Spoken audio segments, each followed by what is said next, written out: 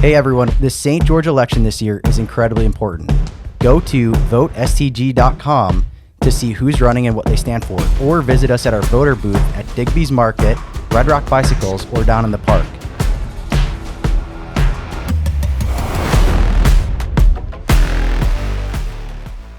We had a couple of crazy listings that had multiple offers. I want to talk about that because prices are going down. Supply is going down, demand's going down. Even though the interest rates have the noose around the interest rate neck has loosened slightly over the last few weeks, but we're at a 25-year low for mortgage applications. 25-year low. Go all back to the 90s since we've had so few mortgage applications. Demand is just disappearing. It's evaporating. But then supply is also starting to slow down. So if supply goes down and demand goes down, prices don't change. We went down just a little bit. So total since April of last year, we've pulled back 17.5%. So we're at about 1% a month decrease in home values. So if you're on the market right now and you're not priced competitively, because remember, your house does have all the features that you love about it. It's why you bought the house.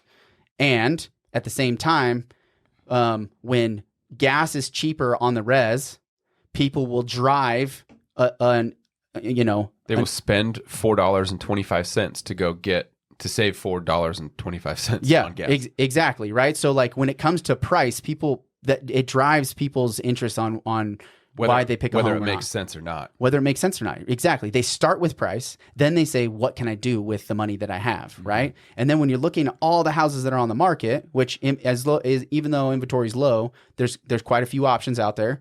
They're willing to wait. The buyers are willing to wait.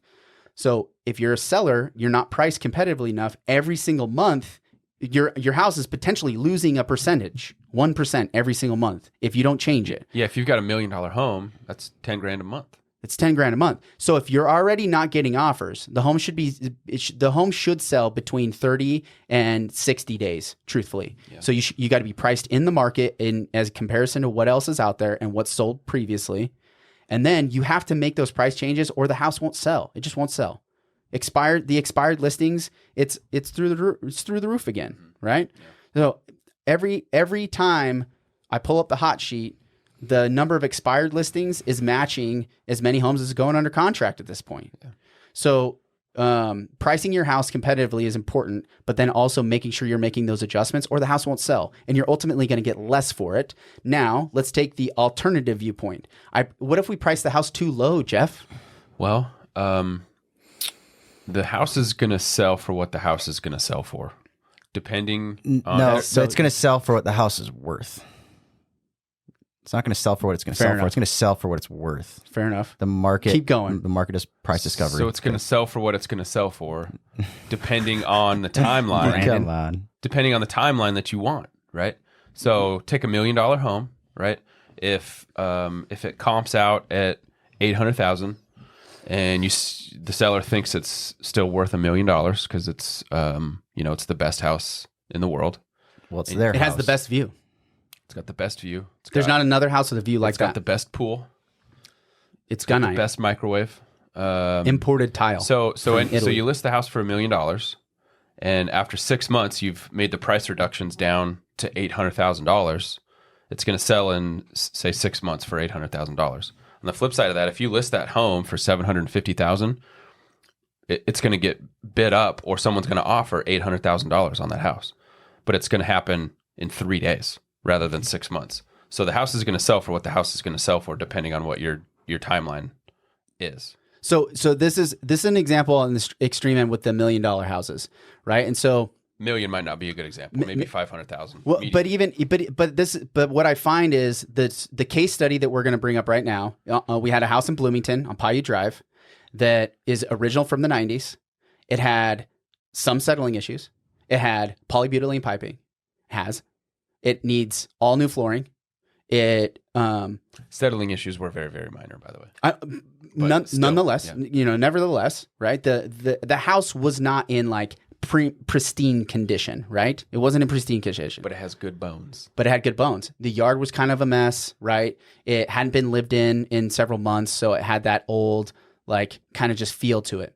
So when we did our market analysis, if we were to just say a 3-car garage, similar square footage in with the same age range, so 10 years older, 10 years newer, No right? HOA. No HOA. You just do a broad market analysis on it.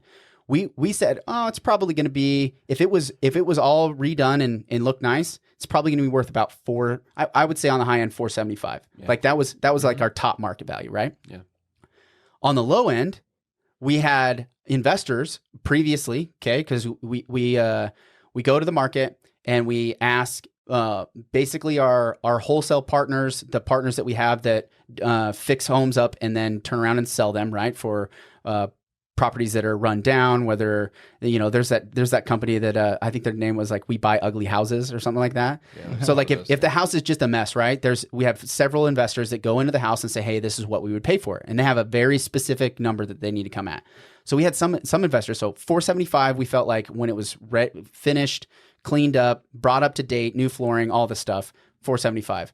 On the flip side, we had, these investors say like 330. I think we had one at 327, right? Mm-hmm. So we list the property at 390 and we had 15 offers, 15. It was a zoo. It was an absolute zoo. Yeah. I showed up for the open house on Saturday and I had like 15 people standing there waiting for me to get there. And I had just barely marketed. They're like, oh, we saw you were going to have an open house. Wow. And I was setting up my signs and there was just a crowd of people there. All day long, we had a crowd of people go through. We ended up with 15 offers, several cash, several loan. You would not believe what it went under contract for. And then, have we closed on it yet? Today. We closed on it today.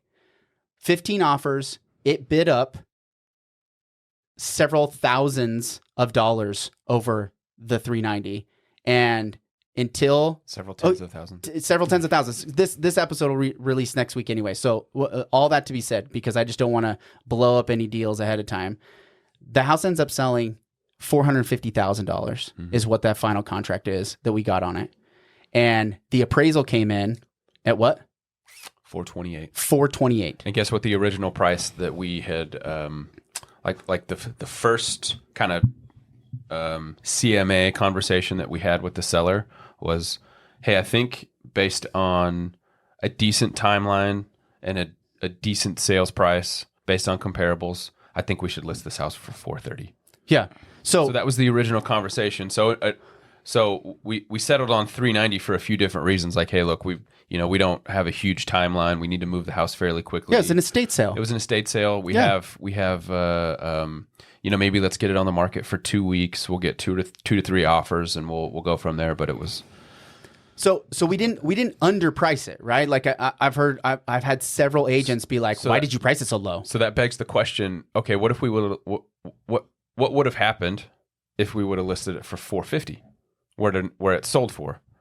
There's no way we would have had an offer. We'd still be sitting here right now with still no, be on the market, no offers. And it probably would have sold for 415. Maybe it might have sold for 390. Maybe 400. Yeah. So because time on the market you're ultimately going to get less. Yeah. So when you price the house to where buyers are going to go to it, 100% of the buyer pool would be like, I want to buy that house. Second example, our property in Central, right? We list a mobile home in Central on a quarter acre. Instantly, we have multiple offers. Instantly, right? It gets bid up, okay? But what did we take? What did the sellers take? The sellers took the cleanest offer because that's what was most important to the seller. It wasn't about getting the most money. It was getting money quickly without any headache, right? Because a lot of people talk about real estate not being a very liquid asset, right? It's like, well, it's hard to get your money out. It takes some time to sell it. Well, that's not always the case. That's not always the case. And when you price the property in this market, specifically when there's a lot of competition, when you price it to where somebody says, wow, if we don't get in there and put an offer in it right now, we're worried somebody else is going to get it. That's the best possible price to list the house at because you're ultimately going to get in a bidding war. eBay, their whole business model is on this same competitive approach that people have. They don't want to lose. They don't want to lose the house. They'll do whatever it takes to get the house. And if you would have started at the high price and there wasn't a worry that somebody else was going to pick it up because it felt kind of high, right? People don't go to it. It's a psychology piece of the then whole they want to argument. work, and then they want to work you over for a deal. Then they want to work you over for a deal. You won't get as much money than if you price the house in the most competitive way.